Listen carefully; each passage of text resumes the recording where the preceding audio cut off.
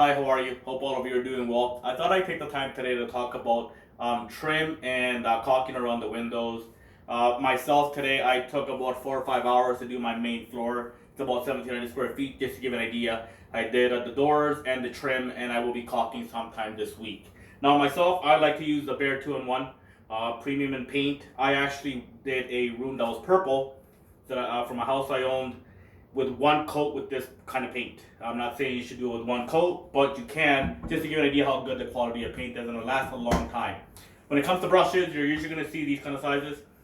I prefer this size. I probably have had this brush for 5 years. I advise you to spend the money and get a good brush. $25 for this type of brush is a good price.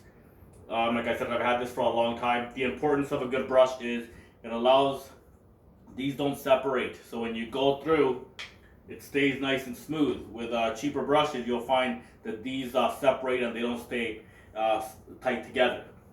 If you're looking at a brush like this, I would advise to use this for doors. For trim, it's too big. I love these size of brushes. I have a couple of these and I always use these.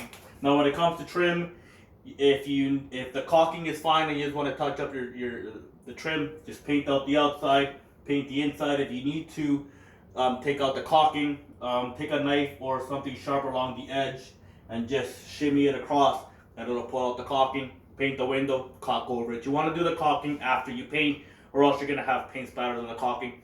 Doesn't look good. Now, something else I want you to point you guys to notice, whether you have a new house or an older home, check below here. There's usually a gap under here. You want to caulk that because air leaves comes in and leaves the house through here, and most people don't even realize that that space is there.